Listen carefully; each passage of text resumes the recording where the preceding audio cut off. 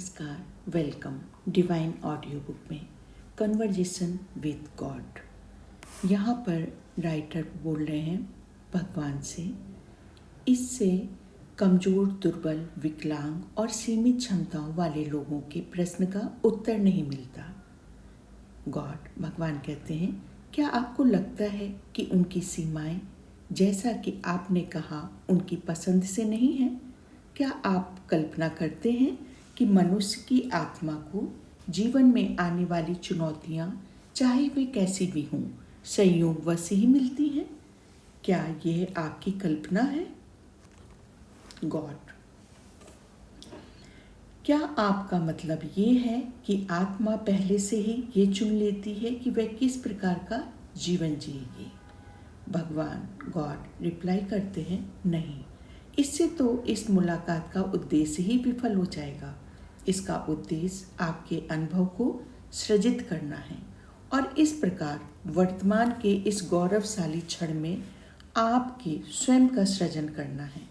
इसलिए आप अपने जीवन का चुनाव पहले से ही नहीं कर रहे। आप अपने अनुभव को रचने के लिए व्यक्तियों, स्थानों, घटनाओं, स्थितियों और परिस्थितियों, चुनौतियों और बाधाओं, अवसरों और विकल्पों का चयन स्वयं कर सकते हैं। आप अपने पैलेट के लिए रंग, अपने टूल बॉक्स के उपकरण, अपनी कार्यशाला के लिए मशीनरी का चयन कर सकते हैं। इनसे आप जो कुछ भी बनाते हैं वही आपका व्यवसाय है। यही जीवन का व्यवसाय है। आपने जो भी कार्य करने का चुनाव किया है उसमें आपकी क्षमता असीमित है। ये न माने कि जिस आत्मा ने सीमित शरीर में जन्म लिया है उसने अपनी पूरी क्षमता प्राप्त नहीं की है, क्योंकि आप नहीं जानते कि वह आत्मा क्या करना चाह रही थी। आप उसके उद्देश्य को नहीं समझते। आप उसके इरादे को स्पष्ट रूप से नहीं जानते। इसलिए हर व्यक्ति, हर परिस्थिति को आशीर्वाद दें और धन्यवाद दें। इस प्रकार आप ईश्वर की सृष्टि की पूर्णता की पुष्टि करते हैं और उसमें अपना विश्वास प्रकट करते हैं, क्योंकि ईश्वर के संसार में कुछ भी संयोग से नहीं होता और ना ही संयोग जैसी कोई चीज़ है। ना ही ये संसार यादृच्छिक चुनाव या भाग्य जैसी किसी चीज़ से संचालित होती है। यदि एक हिमखंड अपने डिजाइन में पूरी तरह से परिपूर्ण है, तो क्या आपको नहीं लगता कि यही बात आपके जीवन जैसी शानदार चीज के बारे में भी कही जा सकती है? राइटर, लेकिन यीशु ने भी बीमारों को ठीक किया था। अगर उनकी हालत इतनी ठीक थी तो उन्होंने उन्हें ठीक क्यों किया? यीशु ने जिन्हें ठीक किया उन्हें इसलिए ठीक नहीं किया क्योंकि उन्होंने उनकी स्थिति को अपूर्ण देखा। उन्होंने जिन्हें ठीक किया उन्हें इसलिए ठीक किया क्योंकि उन्होंने उन आत्माओं को ईश्वर से हीलिंग के लिए प्रार्थना करते हुए देखा, जो उस प्रक्रिया का एक हिस्सा थे। उन्होंने इस प्रक्रिया की पूर्णता को देखा। उन्होंने आत्मा के उद्देश्य को पहचाना और समझा। यदि यीशु ये मानते कि सभी बीमारियां, चाहे मानसिक हो या शारीरिक, अपूर्णता का प्रतिनिधित्व करती है, तो क्या वे पृथ्वी पर सभी को एक ही बार में ठीक नहीं कर देते? क्या आपको इस बात पर संदेह है कि वे ऐसा कर सकते थे? राइटर, नहीं, मुझे लगता है कि वे ऐसा कर सकते थे। गॉड, अच्छा, फिर मन में ये सवाल उठता है, उन्होंने ऐसा क्यों नहीं किया? मसीहा ने कुछ लोगों को कष्ट सहने और दूसरों को चंगा होने का विकल्प क्यों चुना? वैसे भी ईश्वर किसी भी समय किसी भी प्रकार के कष्ट की अनुमति क्यों देते हैं? ये प्रश्न पहले भी पूछा जा चुका है और उत्तर वही रहता है। प्रक्रिया परिपूर्ण है और समस्त जीवन चुनाव से उत्पन्न होता है। चुनाव में हस्तक्षेप करना या उस पर प्रश्न उठाना उचित नहीं है। इसकी निंदा करना तो कतई अनुचित है। उचित ये है कि उसका अवलोकन किया जाए और फिर आत्मा को एक बेहतर विकल्प चुनने में सहायता करने के लिए भी संभव हो वह किया जाए। इसलिए दूसरों के चुनाव पर ध्यान दें, लेकिन उनका न्याय ना करें। ये जान लें कि उनका चुनाव इस समय उनके लिए परिपूर्ण है। फिर भी यदि कभी ऐसा क्षण आए और जब वे कोई नया विकल्प, कोई भिन्न विकल्प, कोई बेहतर विकल्प चुने, तो उसकी सहायता के लिए तत्पर रहें। दूसरों की आत्माओं से संवाद स्थापित करें और उनका उद्देश्य, उनका इरादा आपके लिए स्पष्ट हो जाएगा। यीशु ने भी ऐसा ही कहा उन लोगों के साथ जिन्हें उन्होंने चंगा किया और उन सभी के साथ जिनके जीवन को उन्होंने छुआ। यीशु ने उन सभी को चंगा किया जो उनके पास आए या जिन्होंने दूसरों को उनके लिए प्रार्थना करने भेजा। उन्होंने किसी को भी संयोगवश चंगा नहीं किया। ऐसा करना ब्रह्मांड के एक पवित्र नियम का उल्लंघन होता है। हर आत्मा को अपना मार्ग चुनने दें। लेकिन क्या इसका मतलब ये है कि हमें बिना पूछे किसी की मदद नहीं करनी चाहिए? बिल्कुल नहीं। वरना हम भारत के भूखे बच्चों, अफ्रीका के पीड़ित जनसमूह, गरीबों या दुनिया भर के दलितों की मदद कभी नहीं कर पाएंगे। सभी मानवीय प्रयास व्यर्थ हो जाएंगे। दान पुण्य करना असंभव हो जाएगा। क्या हमें किसी व्यक्ति के हताशा में गुहार लगाने या किसी राष्ट्र के लोगों के मदद की भीख मांगने का इंतजार करना होगा? तभी हमें वह करने की अनुमति मिलेगी जो स्पष्ट रूप से सही है। भगवान, देखिए, सवाल का जवाब खुद ही मिल जाता है। अगर किसी चीज़ स्पष्ट रूप से सही है तो उसे कीजिए, लेकिन याद रखिए कि आप जो भी फैसला लें उसमें बहुत सावधानी बरतें। सही या गलत, कोई चीज़ सही या गलत तभी होती है जब आप उसे सही या गलत कहते हैं। कोई चीज़ अपने आप में ही सही या गलत नहीं होती। राइटर, ऐसा नहीं है। भगवान, सही या गलत होना कोई जन्मजात गुण नहीं है, बल्कि ये व्यक्तिगत मूल्यों पर आधारित एक व्यक्तिपरक निर्णय है। अपने व्यक्तिपरक निर्णयों से ही आप अपना व्यक्तित्व बनाते हैं। अपने व्यक्तिगत मूल्यों से ही आप ये निर्धारित और प्रदर्शित करते हैं कि आप कौन हैं। ये संसार ठीक उसी रूप से विद्यमान है ताकि आप ये निर्णय ले सकें। यदि संसार परिपूर्ण अवस्था में होता तो आपकी आत्म सृजन की जीवन प्रक्रिया समाप्त हो जाती, ये रुक जाती। यदि मुकदमेबाजी ना होता तो एक वकील का कैरियर कब का ही समाप्त हो जाता। यदि बीमारियां ना होती तो डॉक्टर का कैरियर कल की समाप्त हो जाता। यदि प्रश्न ना होते तो एक दार्शनिक का कैरियर कल ही समाप्त हो जाता। राइटर, और अगर अब कोई समस्या ना होती तो भगवान का कैरियर कल ही समाप्त हो जाता। भगवान हंसे और बोले, बिल्कुल सही, आपने इसे बखूबी व्यक्त किया है। अगर कुछ और बनाने को ना होता तो अब हम सृजन करना बंद कर देते। हम सब इस खेल को जारी रखने में रुचि रखते हैं।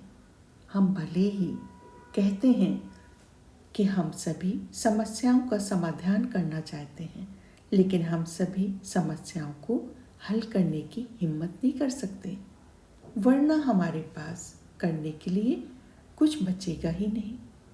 आपका औद्योगिक सैन्य तंत्र इस बात को भली भांत समझता है, इसलिए ये कहीं भी युद्ध विराम वाली सरकार स्थापित करने के लिए किसी भी प्रयास को पुरजोर विरोध करता है। आपकी चिकित्सा जगत को भी ये बात समझ आती है, इसलिए ये किसी भी चमत्कारिक दवा या इलाज का कड़ा विरोध करता है। अपने अस्तित्व के लिए तो ये करना ही होगा। चमत्कारों की संभावना की तो बात छोड़ दीजिए। आपका धार्मिक समुदाय भी इस स्पष्टता को मानता है, इसलिए ये ईश्वर की किसी भी ऐसी परिभाषा पर एक समान रूप से हमला करता है जिसमें भय, न्याय और प्रतिशोध शामिल नहीं है। और स्वयं की किसी भी ऐसी परिभाषा पर हमला करता है जिसमें ईश्वर तक पहुंचने के एकमात्र मार्ग के बारे में उनका अपना विचार शामिल नहीं है। अगर मैं तुमसे कहूँ कि तुम ईश्वर हो तो धर्म क्या होगा? अगर मैं तुमसे कहूँ कि तुम ठीक हो चुके हो तो विज्ञान और चिकित्सा का क्या होगा? अगर मैं तुमसे कहूँ कि तुम शांति से रहोगे तो शांति दूतों का क्या होगा? अगर मैं तुमसे कहूँ कि दुनिया स्थिर है तो दुनिया का क्या होगा? अब प्लम्बरों का क्या होगा? दुनिया में मूल रूप से दो तरह के लोग होते हैं। एक वो जो आपकी मनचाही चीज़ें देते हैं और दूसरे वो जो आपकी समस्याओं का समाधान करते हैं। एक तरह से यहाँ तक कि वो लोग भी जो आपको आपकी मनचाही चीज़ें देते हैं। कसाई, बेकर, मोमबत्ती बनाने वाले भी समाधान करता ही है, क्योंकि किसी चीज़ की चाहत अक्सर उसकी ज़रूरत होती है। इसलिए कहा जाता है कि नशेड़ियों को नशे की लत होती है। इसलिए सावधान रहें कि चाहत लत ना बन जाए। क्या आप कह रहे हैं कि दुनिया में हमेशा समस्याएं रहेंगी? क्या आप वास्तव में यही चाहते हैं? मैं ये कह रहा हूँ कि दुनिया जिस प्रकार से अस्तित्व में है ठीक उसी प्रकार से अस्तित्व में है। जैसे बर्फ का एक टुकड़ा अपने आप में एक सुनियोजित संरचना के अंतर्गत आता है। आपने ही इसे इस प्रकार बनाया है। ठीक वैसे ही जैसे आपने अपने जीवन को ठीक उसी प्रकार बनाया है जैसे वे हैं। मैं वही चाहता हूँ जो तुम चाहते हो। जिस दिन तुम सचमुच भूख मिटाना चाहोगे उस दिन भूख का नामो निशान नहीं रहेगा। मैंने तुम्हें इसके लिए सारे संसाधन दे दिए हैं। तुम्हारे पास वो चुनाव करने के सारे साधन हैं। तुमने वो चुनाव नहीं किया, इसलिए नहीं कि तुम वो चुनाव नहीं कर सकते। दुनिया कल ही भूख मिटा सकती है। तुमने ऐसा ना करने का चुनाव किया है। आप दावा करते हैं कि प्रतिदिन 40,000 लोगों का भूख से मरना जायज़ है। ऐसा कोई जायज़ कारण नहीं। किसी भी जिस समय आप कहते हैं कि आप प्रतिदिन 40,000 लोगों को भूख से मरने से नहीं रोक सकते, उसी समय आप प्रतिदिन 50,000 लोगों को अपने संसार में लाकर उन्हें एक नया जीवन देते हैं। और इसे आप प्रेम कहते हैं, इसे आप ईश्वर की योजना कहते हैं। ये एक ऐसी योजना जिसमें तर्क या विवेक का पूर्ण अभाव है। करुणा की तो बात ही छोड़ दीजिए। मैं आपको स्पष्ट शब्दों में ये दिखा रहा हूँ कि दुनिया जैसी है वैसी इसलिए है क्योंकि आपने ही इसे ऐसा चुना है। आप व्यवस्थित रूप से अपने ही पर्यावरण को नष्ट कर रहे हैं। फिर तथाकथित प्राकृतिक आपदाओं को ईश्वर के क्रूर धोखे या प्रकृति के कठोर नियमों के प्रमाण के रूप में पेश कर रहे हैं। आपने खुद अपने साथ धोखा किया है और आपके ही तरीके क्रूर हैं। प्रकृति से बढ़कर कोमल कुछ भी नहीं और मनुष्य से बढ़कर प्रकृति के प्रति क्रूर भी कुछ भी नहीं है। फिर भी आप इस मामले में अपनी भागीदारी से पूरी तरह पल्ला झाड़ लेते हैं, सारी जिम्मेदारी से इनकार कर देते हैं। आप कहते हैं ये आपकी गलती नहीं है और इस मामले में आप सही हैं। ये गलती का सवाल नहीं, ये चुनाव का मामला है। आप कल ही अपने वर्षा वनों के विनाश को रोकने का चुनाव कर सकते हैं। आप अपने ऊपर मंडरा रही सुरक्षात्मक परत को नष्ट होने से रोकने का विकल्प चुन सकते हैं। आप अपने ग्रह पर चल रहे हमलों को बंद करने का विकल्प चुन सकते हैं। एक अद्भुत परिस्थितिकी तंत्र, आप बर्फ के टुकड़े को फिर से जोड़ने की कोशिश कर सकते हैं या कम से कम उसके लगातार पिघलने को रोक सकते हैं। लेकिन क्या आप ऐसा करेंगे? आप भी कल ही सारे युद्ध समाप्त कर सकते हैं, बस आसानी से। इसके लिए बस इतना ही चाहिए और हमेशा से यही लगता आया है कि आप सब सहमत हो। लेकिन अगर आप सब एक दूसरे की हत्या बंद करने जैसी बुनियादी बात पर भी सहमत नहीं हो सकते, तो आप मुट्ठी बांधकर आसमान से अपने जीवन को सुधारने की गुहार कैसे लगा सकते हैं? मैं तुम्हारे लिए वह कुछ नहीं करूँगा जो तुम स्वयं अपने लिए ना करोगे। यही नियम है और यही पैगंबरों का संदेश है। दुनिया की मौजूदा स्थिति आपकी वजह से है और उन फैसलों की वजह से है जो आपने लिए हैं या लेने में असफल रहे हैं। निर्णय न लेना भी एक प्रकार का निर्णय है। पृथ्वी की वर्तमान स्थिति आपकी वजह से है और उन विकल्पों के कारण है जो आपने चुने हैं या चुनने में असफल रहे हैं। आपका जीवन जैसा है वैसा इसलिए है क्योंकि आप खुद इसके लिए जिम्मेदार हैं। ये आपके द्वारा किए गए या ना किए गए विकल्पों पर निर्भर करता है। राइटर कहते हैं, लेकिन मैंने खुद उस ट्रक से टकराना नहीं चुना। मैंने खुद उस लुटेरे के हाथों लूटे जाने या उस पागल आदमी द्वारा बलात्कार किए जाने का चुनाव नहीं किया। लोग ऐसा कह सकते हैं, दुनिया में ऐसे लोग हैं जो ऐसा कह सकते हैं। भगवान, आप सभी उन परिस्थितियों के मूल कारण हैं जो लुटेरे के मन में चोरी करने की इच्छा या आवश्यकता उत्पन्न करती है। आप सभी ने उस चेतना को जन्म दिया है जो बलात्कार को संभव बनाती है। जब आप अपने भीतर उस कारण को पहचान लेते हैं जिसने अपराध को जन्म दिया, तभी आप अंततः उस स्थिति को ठीक करना शुरू करते हैं जिससे यह अपराध उत्पन्न हुआ। भूखों को भोजन कराओ, गरीबों को सम्मान दो, वंचितों को अवसर प्रदान करो। उस पूर्वाग्रह को समाप्त करो जो जनता को कल से परे धकेल कर रखता है और उन्हें आक्रोशित रखना है। यौन ऊर्जा पर लगे निरर्थक प्रतिबंधों और वर्जनाओं को त्याग दो, बल्कि दूसरों को इसकी अद्भुतता का समझने और इसे सही दिशा देने में मदद करो। इन कार्यों को करके आप लूट और बलात्कार को हमेशा के लिए समाप्त करने की दिशा में एक महत्वपूर्ण कदम उठाएंगे।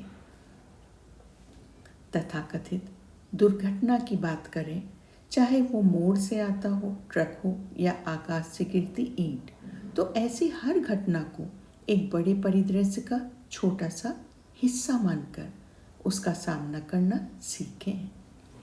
आप यहाँ अपनी मुक्ति के लिए एक व्यक्तिगत योजना बनाने आए हैं, लेकिन मुक्ति का अर्थ शैतान के जाल से खुद को बचाना नहीं है।